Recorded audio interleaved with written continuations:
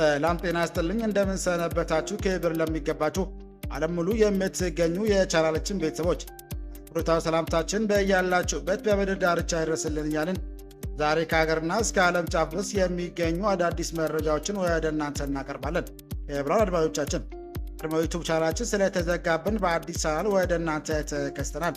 አንተም ሰብስክራይብ ሼር እያደረጋችሁ አዳዲስ መረጃዎች እንደተለቀቀ ወዲያውኑ ወደ እናንተ እንዲደርስ ደውል ምልክቱን በመጫን በርታት እንድትሆኑ ዘንድ እየተማጸንን በቅድሚያ አርዕስተ ዜና እናሰማችኋለን።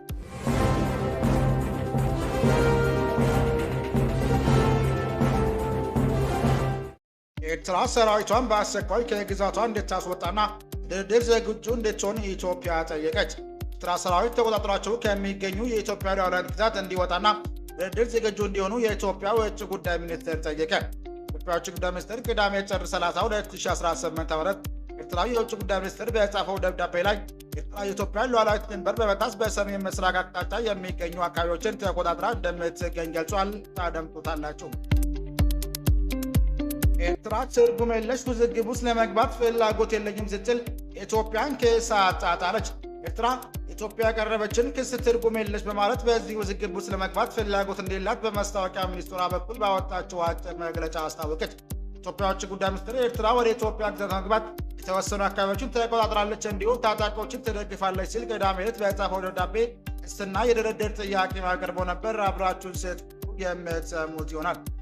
አድማጭ የቻናላችን ቤተሰቦች ሰብስክራይብ ያላደረጋችሁ እንድታደርጉ እያልን እነዚህና ሌሎች ያሰባሰብናቸውን መረጃዎች ይዘን ቀጥታ በዝርዝርና በትንታኔ ወደምንመለከተው አቀናን።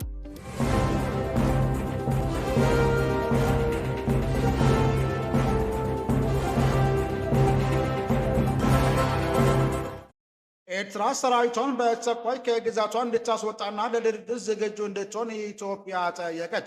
ኤርትራ ሰራዊት ተቆጣጥሯቸው ከሚገኙ የኢትዮጵያ ሉዓላዊት ግዛት እንዲወጣና ድርድር ዝግጁ እንዲሆኑ የኢትዮጵያ የውጭ ጉዳይ ሚኒስቴር ጠየቀ።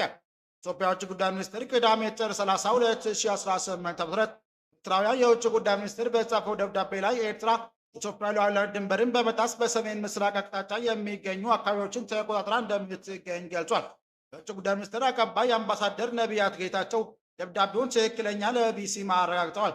ደብዳቤው ኢትዮጵያ መንግስት በተደጋጋሚ የኤርትራ ጦር ከግዛቱ ለቆ እንዲወጣ መጠየቁን አስታውሶ ይህ ጥያቄው ተቀባይነት የሚያገኝ ከሆነ ባህር አገልግሎት ጉዳዮችና በአሰብ ወደብ በኩል የባህር መዳረሻን ጉዳይ ጨምሮ ሁሉንም የጋራ ጥቅም ጉዳዮችን ለመፍታት በቅን ልቦና ድርድር ለመሳተፍ ፈቃደኛ መሆኑን አስታውቋል።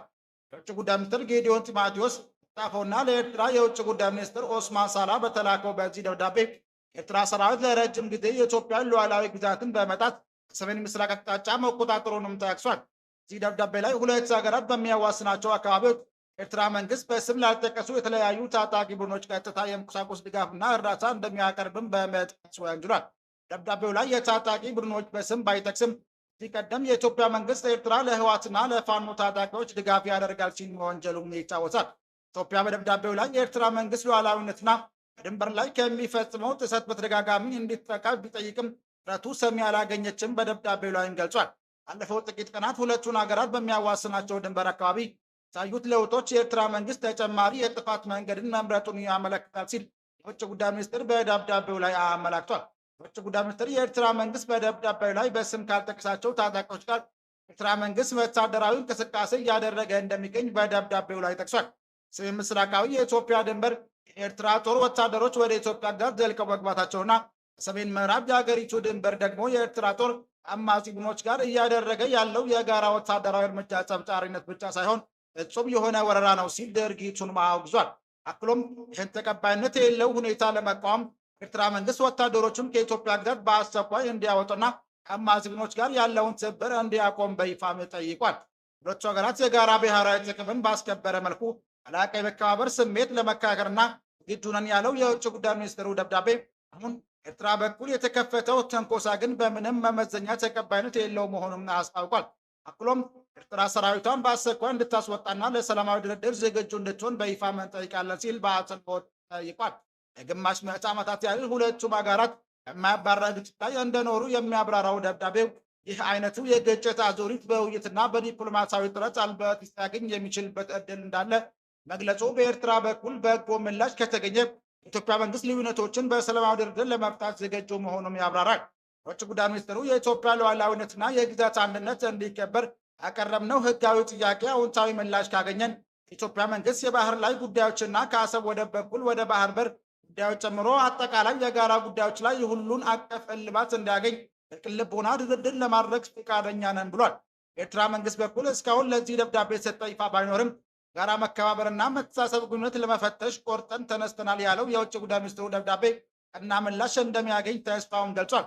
በዚህ ዓመት መጀመሪያ መስከረም ወር ማገባደጃ ላይ የኢትዮጵያ ውጭ ጉዳይ ሚኒስትር ለተባበሩት መንግስታት ድርጅት ዋና ጸሐፊ አንቶኒዮ ጉተሬስ በጻፈው ደብዳቤ የኢትዮጵያ ውጭ ጉዳይ ሚኒስትር ለመንግስታት ድርጅት በጻፈው ደብዳቤ ኤርትራ መንግስትና ህዝባዊ ወያነ ሓርነት ትግራይ ጥምዶ በሚል ጥምረት ኢትዮጵያ ላይ ጦርነት ለመክፈት እየሰሩ ነው ሲልም ከሷል።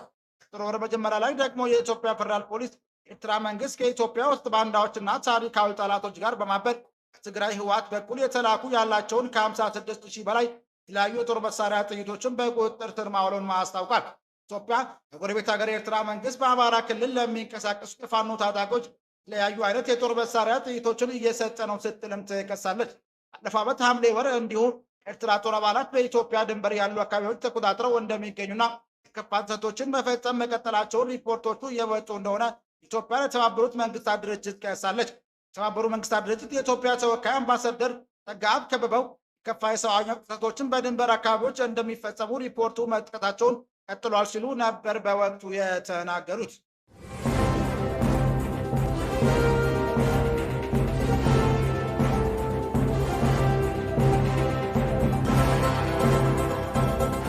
ኤርትራ ትርጉም የለሽ ውዝግብ ውስጥ ለመግባት ፍላጎት የለኝም ስትል የኢትዮጵያን ክስ አጣጣለች። ኤርትራ ኢትዮጵያ ያቀረበችውን ክስ ትርጉም የለሽ በማለት በዚህ ውዝግብ ውስጥ ለመግባት ፍላጎት እንዲላት በማስታወቂያ ሚኒስትሯ በኩል ባወጣችው አጭር መግለጫ አስታወቀች። ኢትዮጵያ ውጭ ጉዳይ ሚኒስትር ኤርትራ ወደ ኢትዮጵያ ግዛት በመግባት የተወሰኑ አካባቢዎችን ተቆጣጥራለች፣ እንዲሁም ታጣቂዎችን ትደግፋለች ሲል ቅዳሜ ዕለት በጻፈው ደብዳቤ ክስና የድርድር ጥያቄ አቅርቦ ነበር። ኤርትራ ለዚህ ክስ በሰጠችው ምላሽ ትርጉም የለሽ ውዝግብ ውስጥ ነዳጅ ለመጨመርና ሁኔታውን ለማቀጣጠል ተነሳሽነቱም ሆነ ፍላጎቱ እንደሌለው በመግለጫ በኩል አጣጥለዋል። ለወደፊት አጀንዳዎችን ለማስፈጸም የቀረበው የውሸት ውንጀላዎችን በሚል ክስ በወጣው በዚህ የኤርትራ መግለጫ የኢትዮጵያ መንግስት ክሶች ሐሰትና የፈጠራ ሲል ውድቅ አድርጎታል።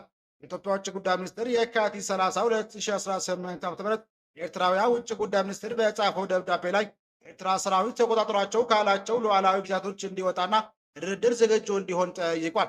ዶክተር ጊዲዮን ጢሞቴዎስ የኤርትራ ወታደሮች የኢትዮጵያ ሰሜን ምስራቅ ድንበር በዚህ ቀደም ከተቆጣጠሩ አካባቢ በለጠ ዘልቀው እንደገቡ በደብዳቤያቸውም ገልጸው ነበር።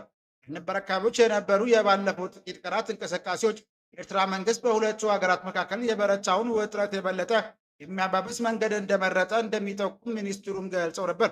የውጭ ጉዳይ ሚኒስትር በዚህ ደብዳቤው ላይ ሁለት ሀገራት በሚያዋስኗቸው አካባቢዎች የኤርትራ መንግስት ስም ላልጠቀሱት የተለያዩ ታጣቂ ቡድኖች ቀጥታ የቁሳቁስ ድጋፍና እርዳታ እንደሚያቀርብን በመጥቀስ ወንጅሎ ነበር። የኤርትራ ማስታወቂያ ሚኒስትር በድረገጹ ላይ ባወጣው አጭር መግለጫ ላይ ኢትዮጵያ መንግስት ክስና ውንጀላ ሐሰትና ፈጠራ ቢስ ስትል አጣጣለች። ማስታወቂያ ሚኒስትር በዚህ መግለጫው ላይ የኢትዮጵያ ውጭ ጉዳይ ሚኒስትር ደብዳቤ በድምፀትና በይዘቱ ከኋላም ባለው ምክንያትና ዓላማው አስገራሚ ነው ሲል የደብዳቤውን ይዘት ነቅፏል። የኤርትራ ማስታወቂያ ሚኒስትር በመግለጫው ላይ የሚያሳዝን ሁኔታ በኤርትራ ላይ ከ2 ዓመታት በላይ የቆየው የጥላቻ ዘመቻ አካሄድና አዙሪት ውስጥ ሌላ አሳዛኝ ተግባር ነው ሲል የኢትዮጵያ መንግስትን ደብዳቤ ይዘት ኮንኗል። ኤርትራ መንግስት በዚህ መግለጫው ላይ ከዚህ ቀደም ያለውን በማስታወስ ኤርትራ መንግስት ትርጉም የለሽ ውዝግብ ውስጥ ነዳጅ ለመጨመርና ሁኔታውን ለማቀጣጠል ተነሳሽነቱም ሆነ ፍላጎቱም የለውም ብሏል። ኢትዮጵያ ውጭ ጉዳይ ሚኒስትር የካቲት 30 2018 ዓ.ም ኤርትራ አቻው በጻፈው ደብዳቤ ላይ ኤርትራ የኢትዮጵያን ሉዓላዊነት ድንበር በመጣስ የሰሜን ምስራቅ አቅጣጫ የሚገኙ አካባቢዎችን ተቆጣጥራ እንደምትገኝም ገልጿል። ደብዳቤው የኢትዮጵያ መንግስት በተደጋጋሚ የኤርትራ ጦር ከግዛቱ ለቆ እንዲወጣ መጠየቁን አስታውሶ ይህ ጥያቄው ተቀባይነት የሚያገኝ ከሆነ ባህር አገልግሎት ጉዳዮችና በአሰብ ወደብ ጉዳይ፣ የባህር መዳረሻ ጉዳይ ጀምሮ ሁሉም የጋራ ጥቅም ጉዳዮችን ለመፍታት በቅን ልቦና በድርድር ለመሳተፍ ፈቃደኛ መሆኑን አስታውቋል። የኢትዮጵያ ኤርትራ መንግስት ሉዓላዊነቷና ድንበሯን ከመጣስ ልትቆጠብ በተደጋጋሚ ጥሪ ማድረጉን ቢገልጽም ጦቹ መቼ እንደተከሰቱ በግልጽ አላመላከተም። ኤርትራ ጦር በትግራይ ጦርነት ወቅት የኢትዮጵያ ጦር ጎን ተሰልፎ የህወሓት ኃይሎችንም ተዋግቷል። ኢትዮጵያና የኤርትራ ከዚህም ቀደም በድንበር ይገባኛል ጥያቄ ጦርነት ውስጥ ገብተው የነበረ ሲሆን በአልጀርስ ስምምነት መሰረት የተቋቋመው የድንበር ኮሚሽን ውሳኔ ላይ የተቀመጡ የድንበር ማካለሎች ሙሉ በሙሉ ፈጻሚ ሳይሆኑም ቆይቷል። ኢትዮጵያ ኤርትራ ወታደሮች ሉዓላዊ ግዛቷን ጥሰው በኃይል ከተቆጣጠሩ ስፍራዎች መኖራቸውን ስትገልጽ ይህ የመጀመሪያውም አይደለም። አለፈው ዓመት ሐምሌ ወር በተባበሩት መንግስታት ድርጅት የኢትዮጵያ ተወካይ አምባሳደር ጸጋብ ከበበው ኤርትራ ጦር አካባቢ በኢትዮጵያ ድንበር አካባቢ ያሉ ስፍራዎችን ተቆጣጥረው እንደሚገኙና የከፋ የሰብአዊ መብት ጥሰቶችን በድንበር አካባቢዎች እንደሚፈጽሙ ሪፖርት መውጣታቸውን ቀጥለው ሲሉም ተናግረው ነበር።